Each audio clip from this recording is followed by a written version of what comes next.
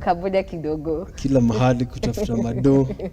But I've been around. But una kaizo mado, unaona ni kama ulishazipata, uliziget. Amen. God has come true. God amekuwa true, siwezi zusha sana. Yeah. I'm not where I was. Enzi za ni mwanga? Hata kuweka Bwana Yesu ameshinda. Wewe ulipata mwanga, kulikuwa na ingine. Ni wewe nitakuimbia wewe na pilipili. Yani wewe. I was the first gospel musician kufanya secular. Na secular artist, mimi ndio nilikuwa. Okay. First ever. Alafu sasa wengine wakaenda kinganga secular. Pilipili yakuwa change, alikuwa bado secular. Mimi nilianza secular music, nika change nikarudi gospel. Juu nimetoka kwa familia ya bishop. So nilikuwa nimepotea, nikaenda secular nikarudi. So na ukisema kupotea, ulikuwa umepotea kwa vitu za dunia ama ulikuwa 100%? Tell us about that. How has that journey been? My grandfather is a bishop. Was a bishop, not a grandfather. My father is a bishop. Sasa sisi we have unajua watoto wa bishop ndo kidogo inakuanga kwa sababu hawajai experience your life. Also the moment they experience they want more. Wana overdo. But ni poa kwa sababu you overdo for some time.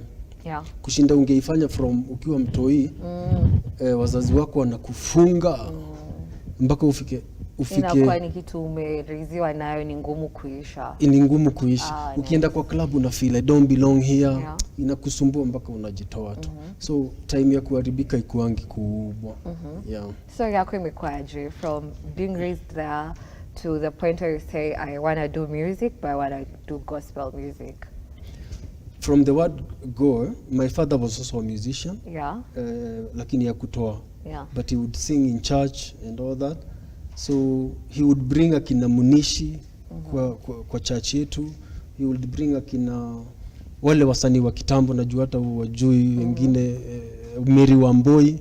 Ona mudhuri wako kwa gaine monene. Ni watu wa kitambo.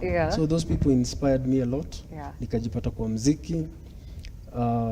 And I'm still there mpaka leo. I think isipokuwa Rafton,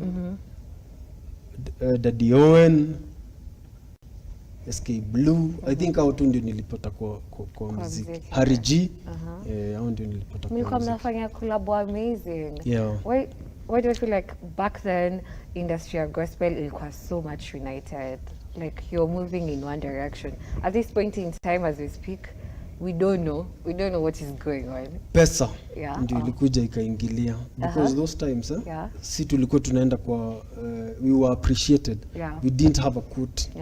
Ungetuita church yako, our way of doing things was tutakuja, appreciate us. Kile utatupea ndio tutaenda nao. Lakini saa hii kuna ile without 100,000, without 150 sikuji. So hiyo ndio ilikuwa inatufanya united. All we wanted was to spread the gospel. Bora umeweka gari mafuta, tungeenda home. Na kukuwa nasikiza. So sasa watu wana imba gospel with the notion ya gospel iko na do ama I need money from it. It's not because of their passion. Yes and no, kwa sababu huwezi ambia mtu pale kuna pesa na kose kuchukua. Saa hii muziki imekuwa na pesa. Kuna artists including me tunalipwa monthly. Mnalipwa peanuts ama mnalipwa vizuri? Ina depend sasa wewe ni nani. Lakini kuna watu wanalipwa peanuts, kuna watu wanalipwa poa. Hawezi sema vizuri ni relevant kwa sababu money will never be enough. Unaelewa? Kuna watu wanalipwa 50 in a way. So I think hiyo ndio ilikuja. Sasa watu walipoona kuna pesa. Now wali change attitude yao. You have to you do anything ndio ufikie ile do. So ministry kidogo inashuka, unakimbiza do, which I don't blame. Si blame hata kama si Kenya, hata kama ni wewe tu ulikuwa unafanya kazi hapa for free. Alafu